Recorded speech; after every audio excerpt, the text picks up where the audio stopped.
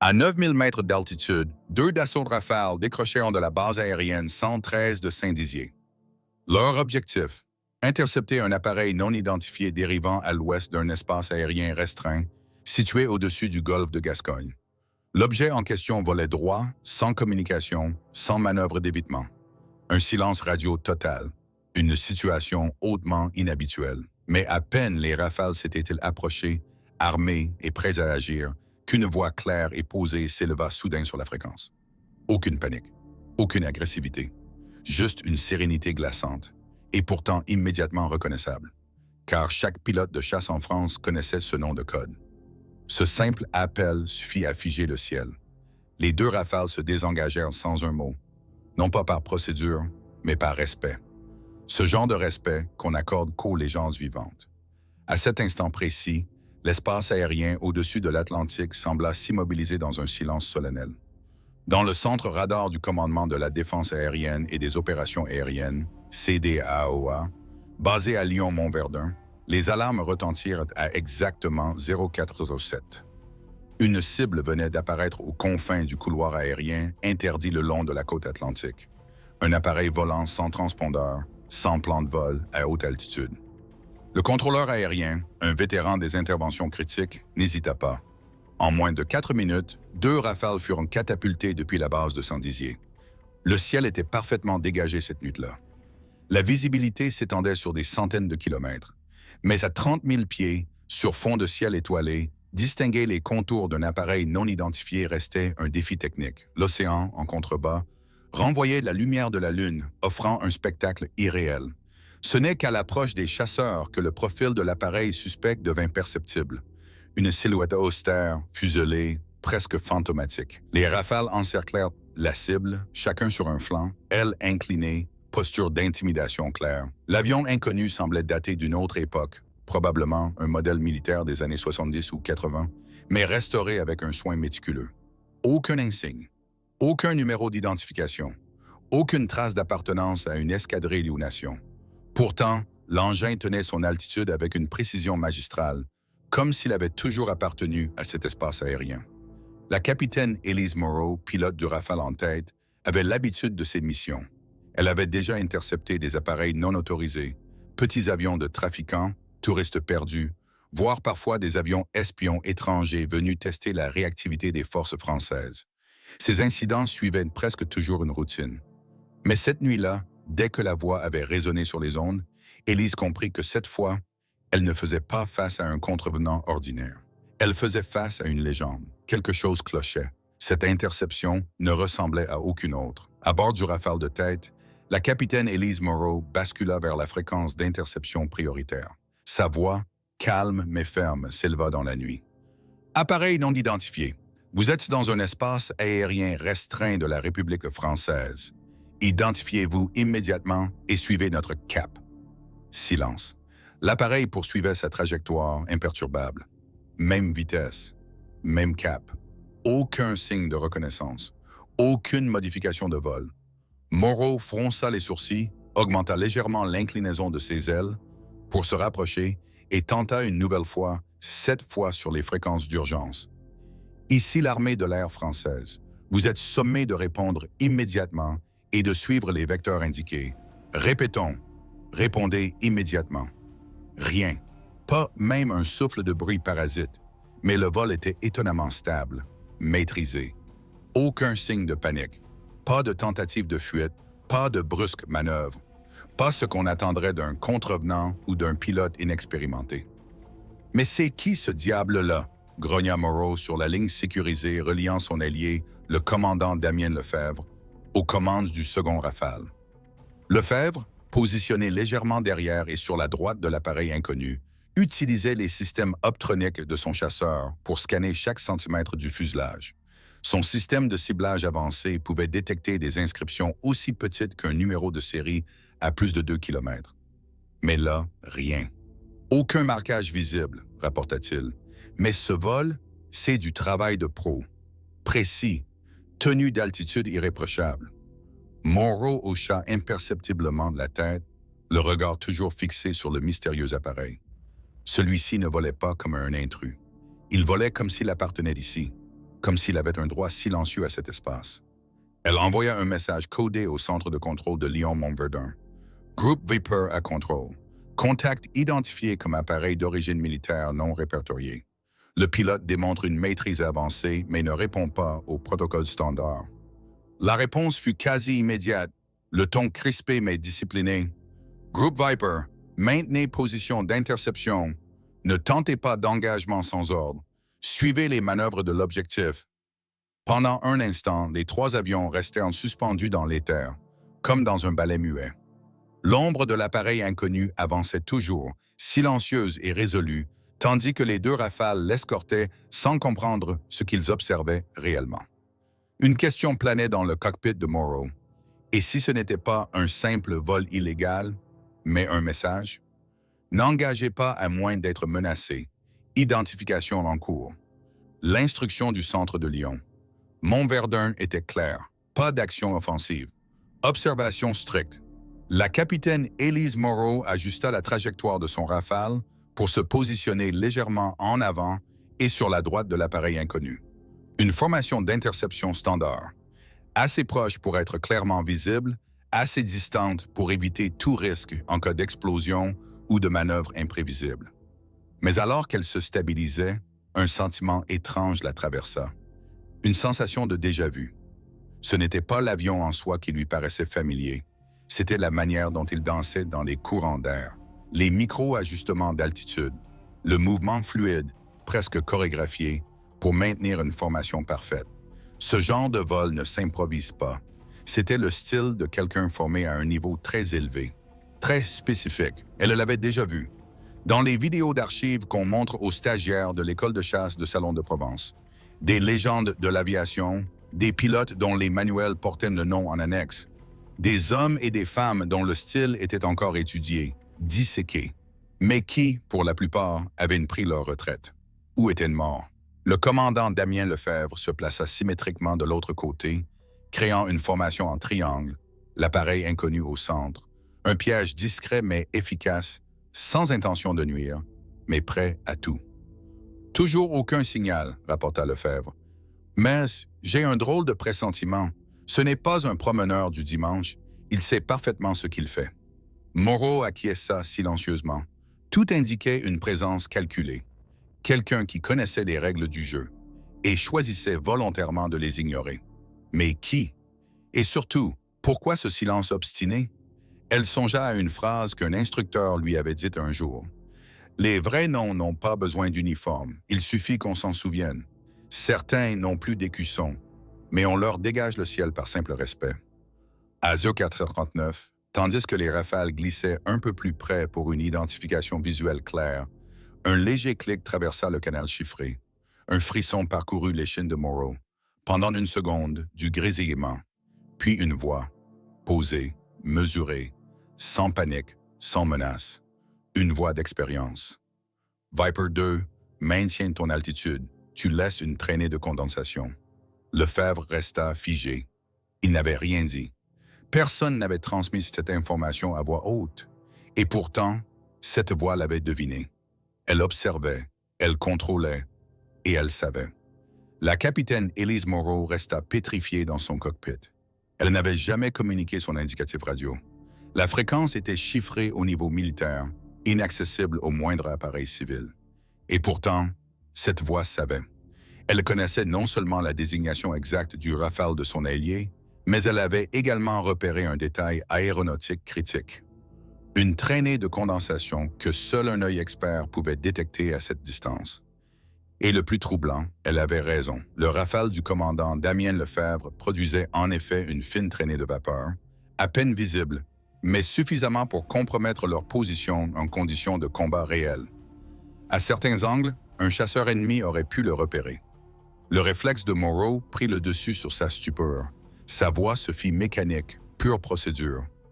Identifiez-vous immédiatement. Un silence, puis la voix revint. Toujours posée, toujours calme. Tu sais déjà qui je suis. C'était une femme, une voix assurée, sans arrogance. Une clarté dans le ton qui trahissait des années d'expérience en opération à haute pression. Ce n'était pas une vétérante en retraite. C'était une stratège encore active, dans l'ombre, Un frisson parcourut la nuque de Moreau.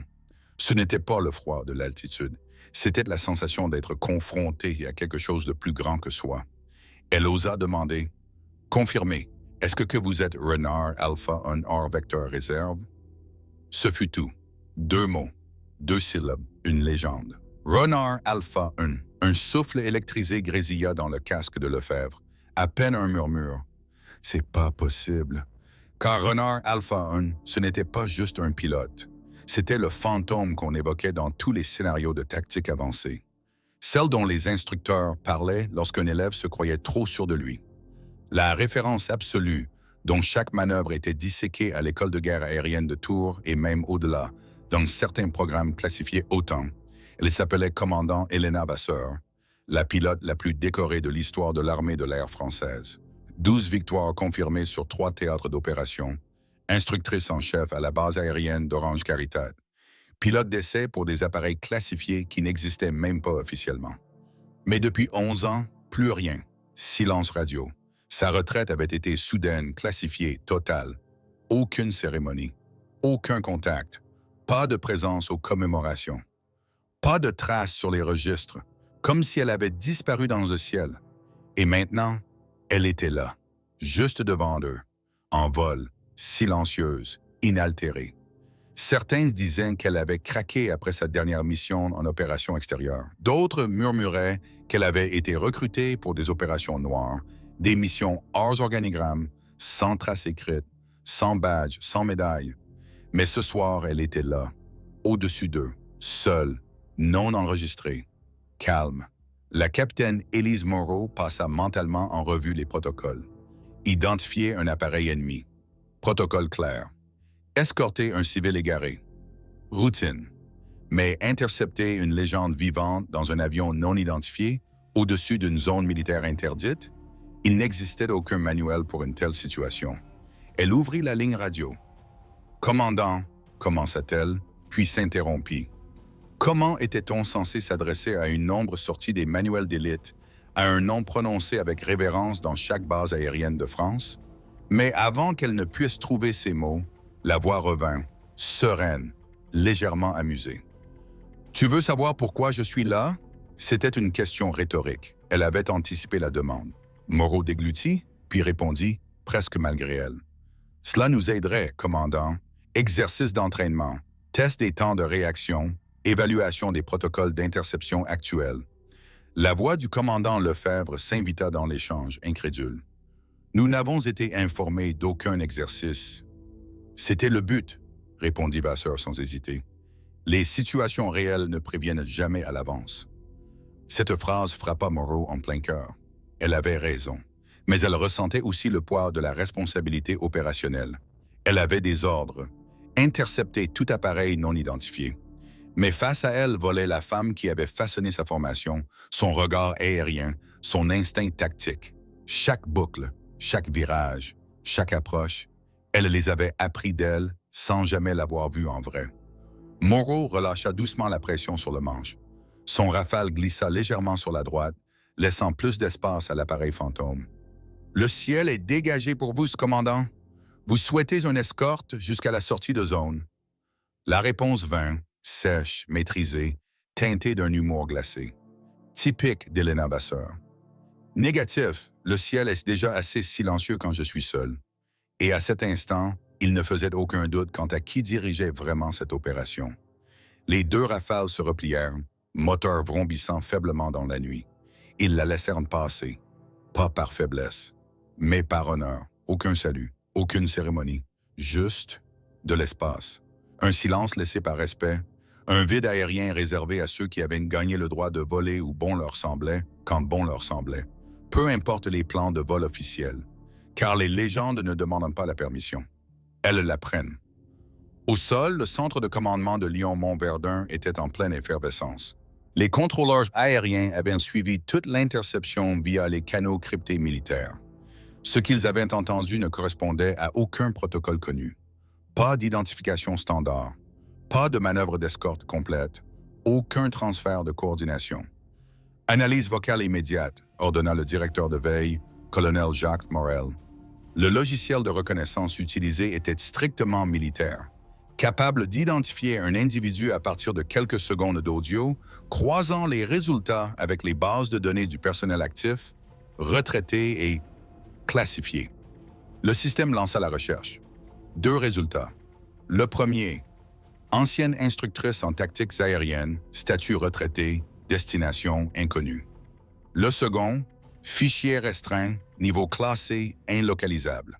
Les 2 résultats pointaient vers la même personne. Commandant Elena Vasseur, indicatif Renard Alpha 1.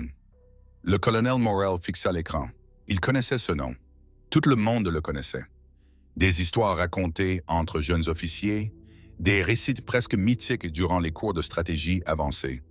Mais voir ce nom apparaître dans un rapport opérationnel actif, en temps réel, relevait du surréalisme. Il décrocha le téléphone sécurisé.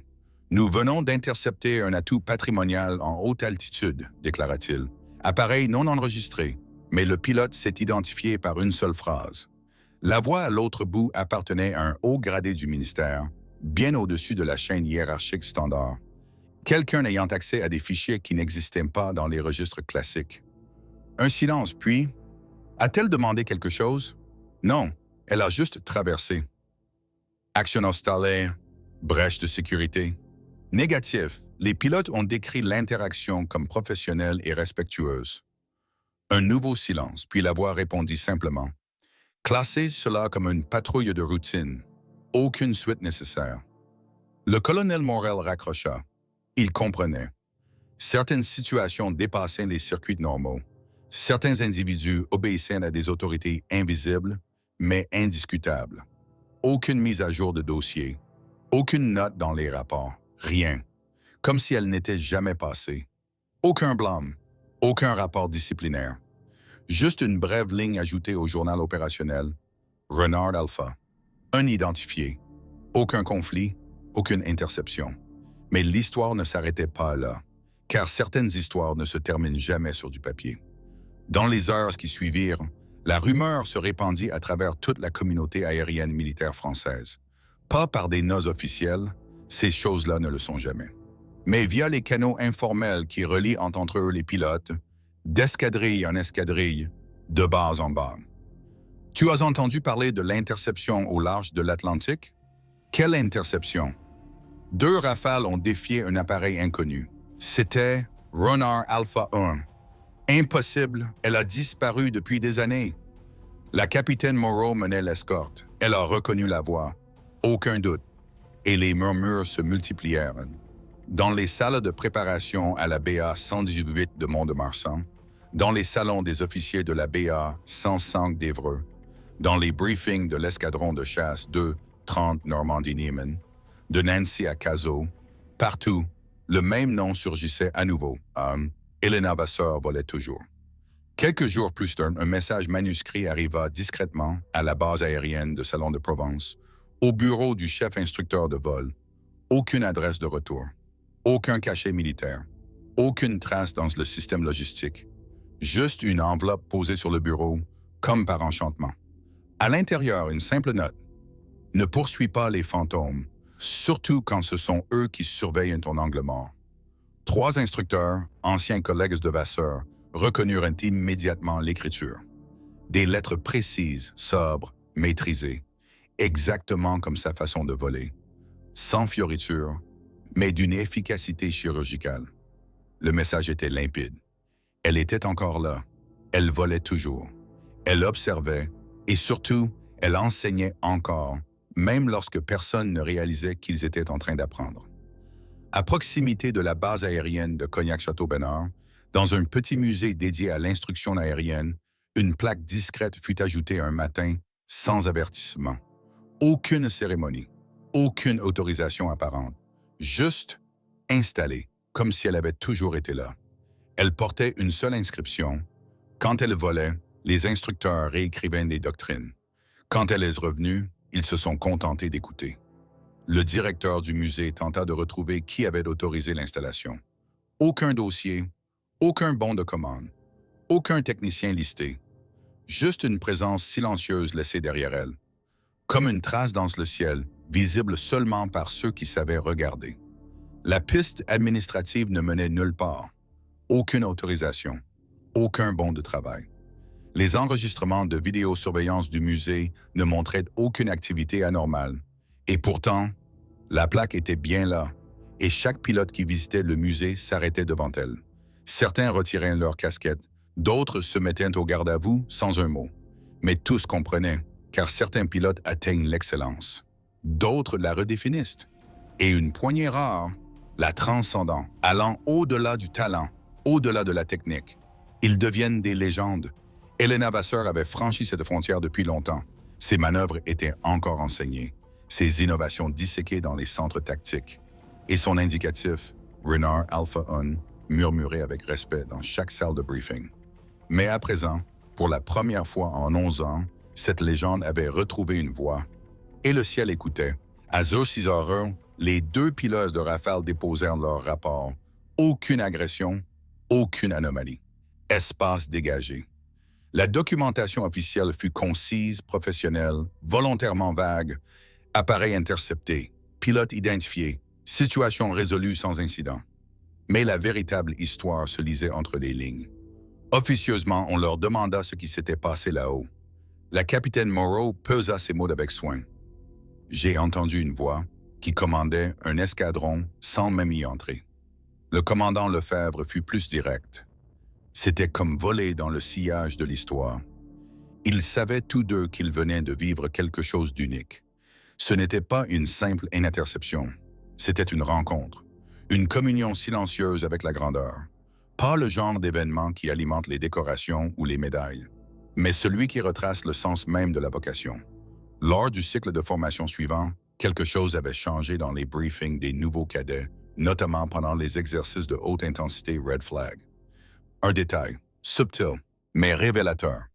Le commandant instructeur d'ordinaire rigide conclut son discours par une phrase qui n'était pas dans le manuel. Et si jamais dans les cieux, vous entendez une voix qui vous semble venir du passé, n'interrompez pas. Écoutez, car certaines leçons ne se donnent qu'une seule fois. Les recrues hochèrent la tête sans vraiment comprendre.